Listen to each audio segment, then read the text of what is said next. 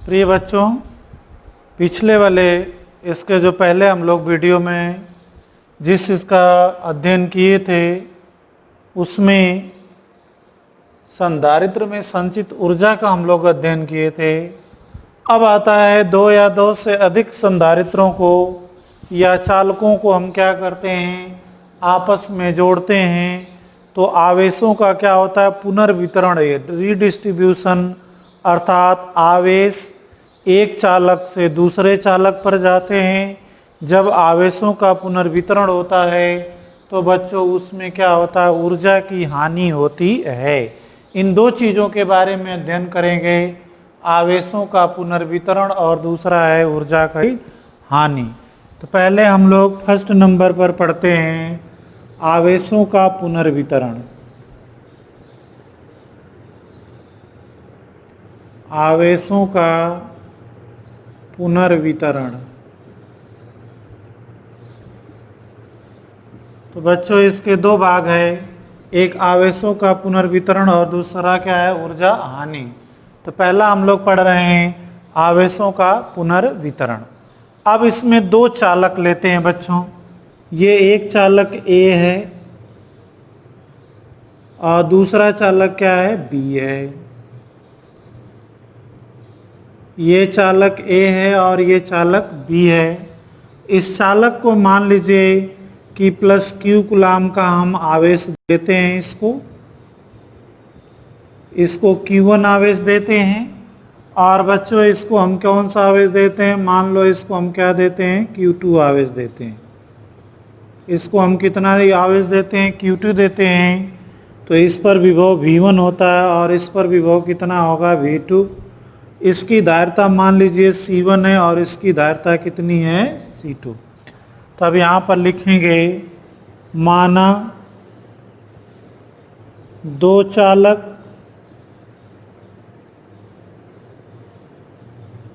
A व B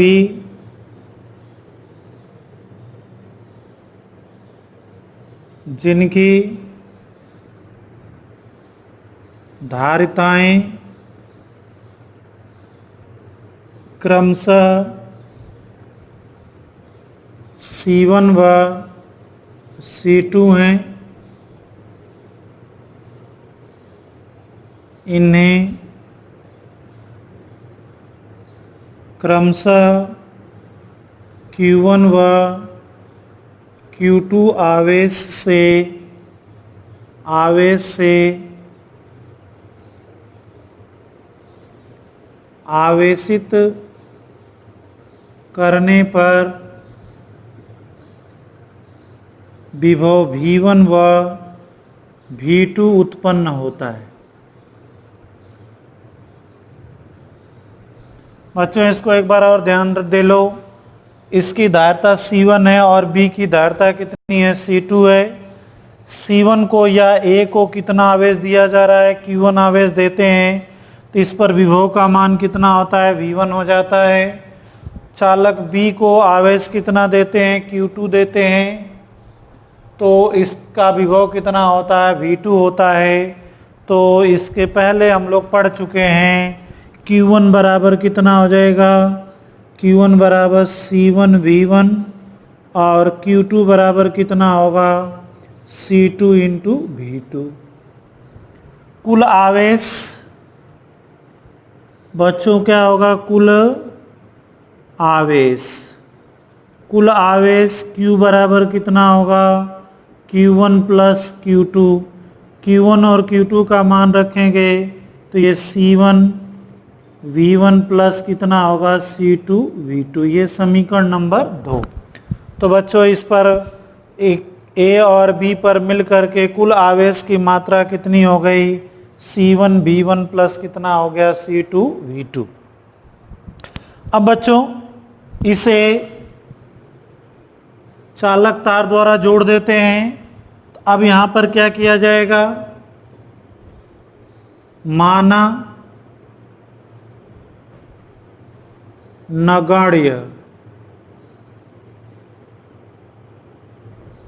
नगण्य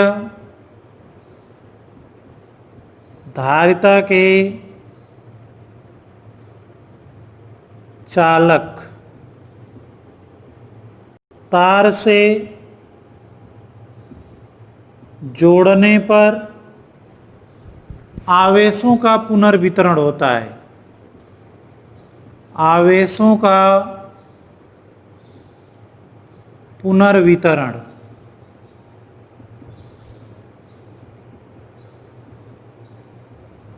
अब बच्चों जैसे इसको ए को बी से तार से जोड़ेंगे तो या तो ए से आवेश बी पर जाएंगे या बी से आवेश किस पर आएंगे, ए पर। हमेशा बच्चों आवेश का पुनर्वितरण हमेशा उच्च विभव से किधर होता है, निम्न विभव की तरफ होता है। तो आवेश का पुनर्वितरण किधर से किधर होता है, सदैव उच्च विभव से किधर होता है, निम्न विभव की ओर। तो यहाँ एक कंडीशन लिख देते हैं, V1 इज ग्रेटर देन कितना हो गया, V2। अर्थात ए का विभव V1 क्या है, अधिक है, किसकी तुलना में, बी के विभव की तुलना में अधिक है। इसलिए ए से आवेश किस पर जाएंगे, बी पर। जोड़ने के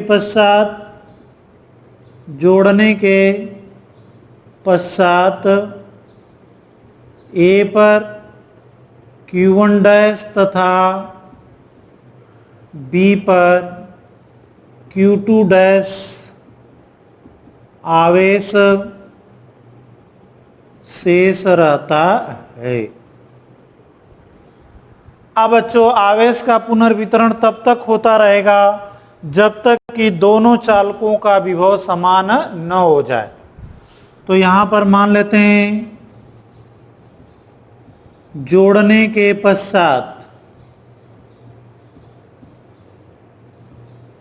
उभयनिष्ठ विभव मान लेते हैं कितना है, V है। तो बच्चों यहां पर क्या होगा, Q1 डैश बराबर होगा C1V और Q2 डैश बराबर कितना होगा, C2V। अब यहां पर इसको हम समीकरण नंबर 3 दे देते हैं। तो जोड़ने के पश्चात आवेश की मात्रा कितनी होगी, जोड़ने के पश्चात कुल आवेश। तो बच्चों आप जानते हैं आवेश संरक्षण के नियमानुसार आवेश न तो उत्पन्न किया जा सकता है न तो नष्ट किया जा सकता है। इसलिए यहाँ पर Q बराबर Q1 प्लस Q2 है, तो यहाँ भी Q बराबर कितना होगा, Q1 डैश प्लस कितना होगा, Q2 डैश। तो बच्चों यहाँ से ये मान रखेंगे तो ये होगा C1 प्लस C2 इंटू कितना होगा, V। अब समीकरण 2 से इसका मान रखेंगे, Q के स्थान पर रखेंगे C1 V1 plus C2 V2 बराबर कितना होगा, C1 plus C2 into V। तो बच्चों V बराबर कितना हो गया, C1 V1 plus C2 V2 अपान कितना हो गया, C1 प्लस C2। ये समीकरण नंबर 4। तो बच्चों समीकरण नंबर 4 किसको प्रदर्शित करता है, जोड़ने के पश्चात उभयनिष्ठ विभव को प्रदर्शित करता है। अब यहाँ पर यह C1 प्लस C2 उसकी तुल्य धारिता है, क्योंकि दोनों समान विभव पर हैं। इसलिए आप जानते हो कि अगर कोई चालक समान विभव पर है तो वो किस क्रम में होता है, समांतर क्रम में होता है। अब बच्चों समीकरण 3 को हम लेंगे Q1 अपान Q2। समीकरण 3 से Q1 अपान Q2 बराबर कितना हो जाएगा, Q1 अपान Q2 का मान रखेंगे तो ये कितना होगा, C1 अपान C2। तो समीकरण 5 से स्पष्ट है कि आवेशों का पुनर्वितरण किस अनुपात में होता है, चालक की धारिताओं के अनुपात में होता है। तो यहाँ लिख सकते हो समीकरण 5 से स्पष्ट है कि आवेशों का पुनर्वितरण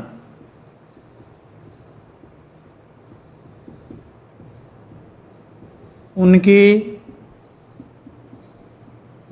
धारिताओं के अनुपात में होता है।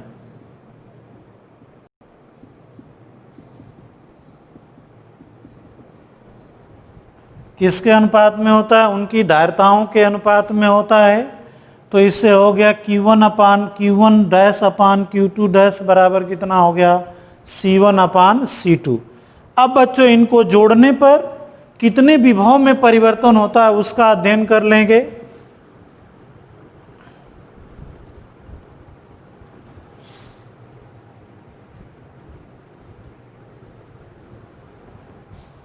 अब यहां तक यदि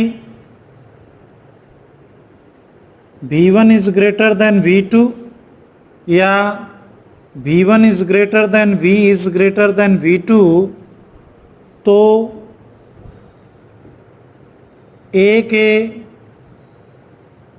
विभव में परिवर्तन, या इसको कह सकते हो, कमी कह सकते हो, डेल्टा V1 बराबर कितना हो जाएगा? V1 माइनस कितना हो जाएगा? V। तो बच्चों V1 का मान, ये V1 है, और V2 का मान समीकरण नंबर 4 से रखेंगे। कहाँ से रखेंगे? समीकरण नंबर 4 से रखेंगे। तो ये है C1 V1 plus C2 V2 अपान C1 प्लस C2। अब यहाँ पर इसको आप हल करोगे तो ये आएगा C1 V1 plus C2 V1 minus C1 V1 plus C2 V2 अपान C1 प्लस C2। सॉरी बच्चों, यहाँ माइनस होगा, ये कट जाएगा। तो यहाँ पर कितना आ गया आपका? इसमें आप देख रहे हैं C2 वैनिष्ट है, तो C2 अपान C1 प्लस C2, और यहाँ ब्रैकेट में कितना आएगा? V1 minus V2।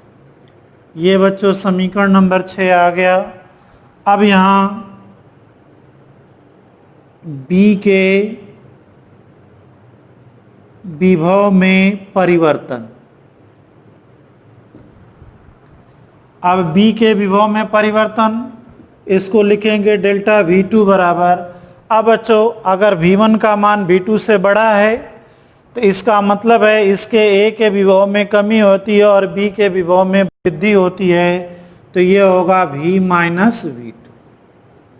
V का मान रखेंगे C1 V1 plus C2 V2 अपान C1 plus C2 minus V2।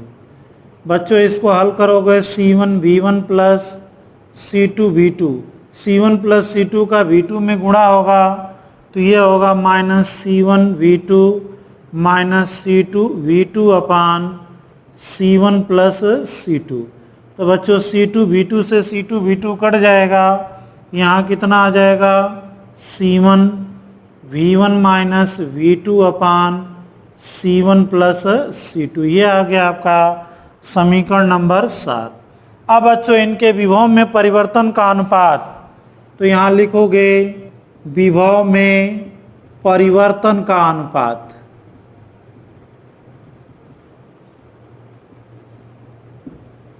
Delta V1 अपान डेल्टा V2। अब V1 का अपान मतलब डेल्टा V1 का मान यहाँ से रखेंगे और डेल्टा V2 का मान रखेंगे, तो ये बच्चों आएगा C2 अपान C1। ये समीकरण नंबर 8।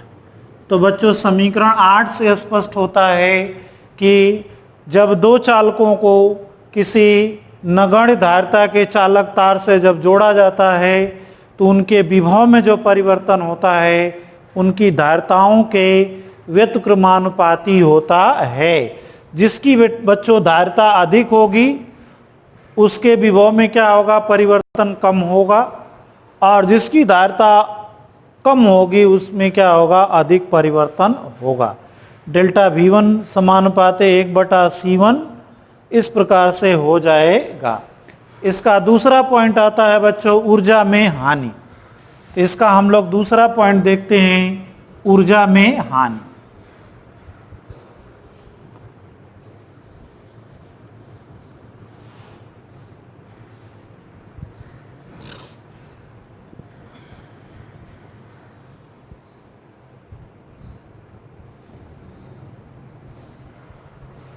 इसका सेकंड पॉइंट है ऊर्जा में हानि। अब अच्छा यहां पर आपको दिया हुआ है चालकों को जोड़ने से पहले इनकी ऊर्जा कितनी होगी। अब आप देख लीजिए इसका विभव V1 है तो इसकी जोड़ने से पहले ऊर्जा कितनी होगी 1/2 C1 V1 स्क्वायर हो जाएगी। इसकी कितनी हो जाएगी U2 बराबर कितना होगा 1/2 C2 V2 स्क्वायर हो जाएगा। तो यहाँ हम लिखेंगे जोड़ने से पहले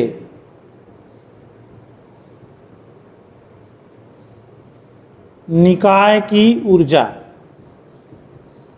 इसको बच्चों हम U मान लेते हैं। जोड़ने से पहले इसकी निकाय की ऊर्जा कितनी होगी A की ऊर्जा प्लस कितना होगा B की ऊर्जा। तो A की ऊर्जा का मान कितना 1/2 C1 V1 square plus 1/2 C2 V2 square. ये बच्चों समीकरण नंबर कितना हो गया 9 आ गया। अब जोड़ने के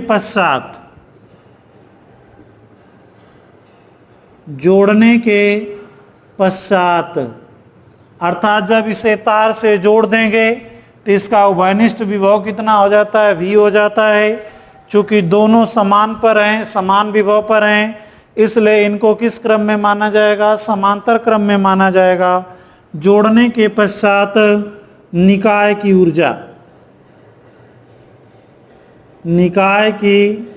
ऊर्जा बच्चों इसको हम मान लेते हैं U डैश।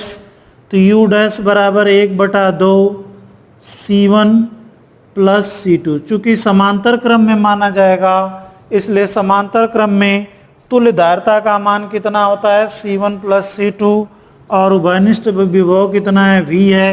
तो यहाँ पर क्या लिख देंगे V स्क्वायर। अब बच्चों यहाँ पर 1/2 C1 प्लस C2 और ये V का मान कितना आप रखोगे C1 V1 plus C2 V2 अपान C1 प्लस C2 का होल स्क्वायर। तो बच्चों ये 2 है और ये 1 है तो 1 कैंसिल हो जाएगा।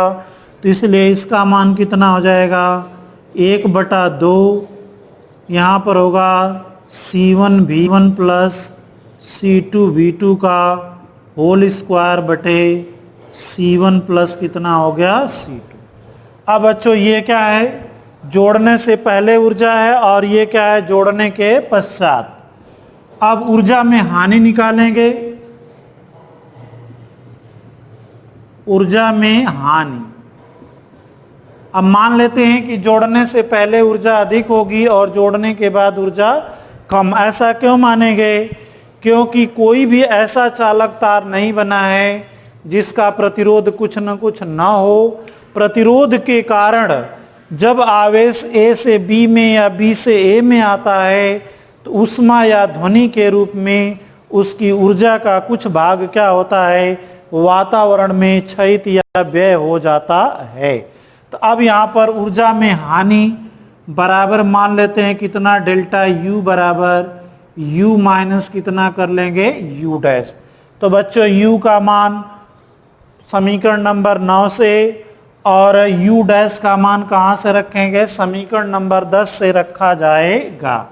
तो इसका मान कितना है 1/2 C1 V1 square plus 1/2 C2 V2 square minus इसका मान 10 से रखोगे तो 1/2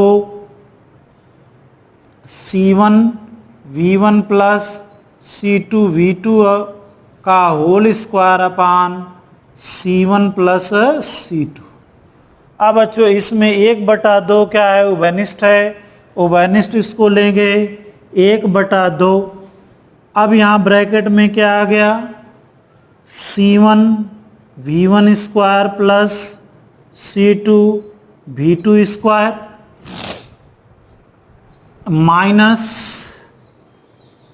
C1 V1 plus C2 V2 का होल स्क्वायर बटे C1 प्लस C2।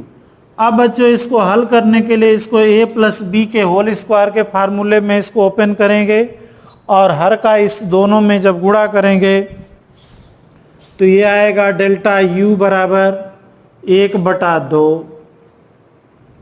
अब इसका C1 प्लस C2 का इनमें गुणा करेंगे तो ये आएगा C1 का स्क्वायर V1 का स्क्वायर, C1 का गुणा कर दिया।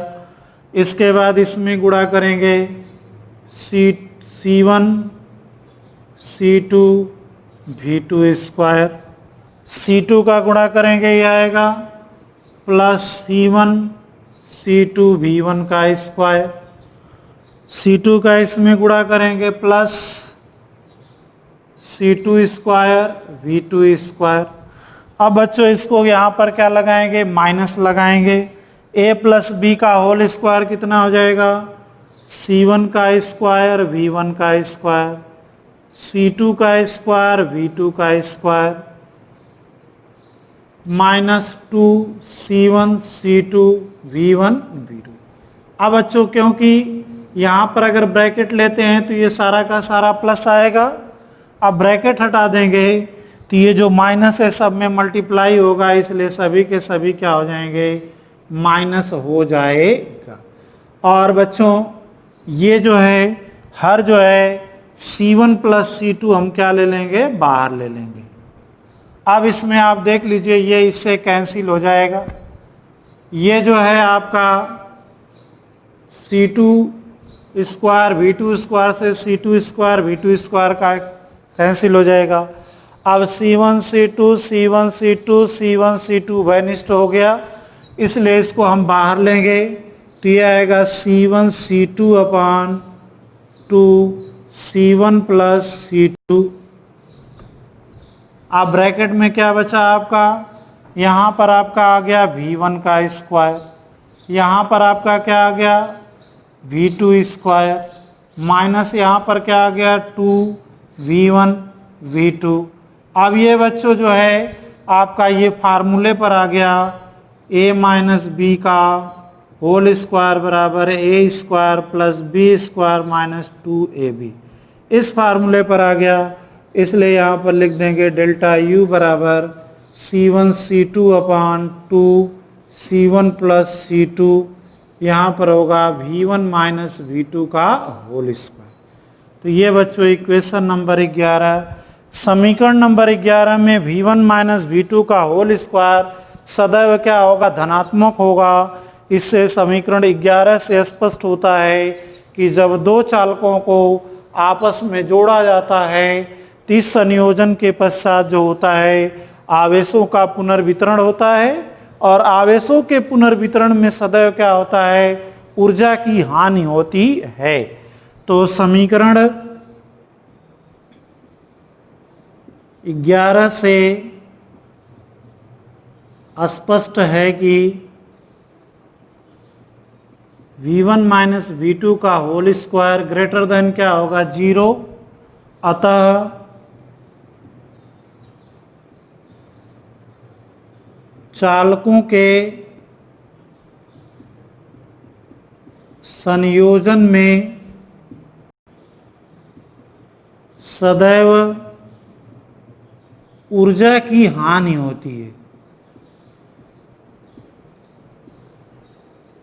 क्या होती है बच्चों, ऊर्जा की सदैव क्या होती है, हानि होती है। यह ऊर्जा किसके रूप में हानि होती है, यह ऊर्जा जब चालकों को आपस में जोड़ते हैं तो ध्वनि निकलती है, या तो ये प्रतिरोध के कारण तार गर्म होगा जिसके कारण उष्मा के रूप में ऊर्जा की हानि हो जाती है। तो इस प्रकार आपने देख लिया कि जब C1 और C2 धारिता के दो चालकों को Q1 और Q2 आवेश दिया जाता है तो आवेशों का पुनर्वितरण होता है।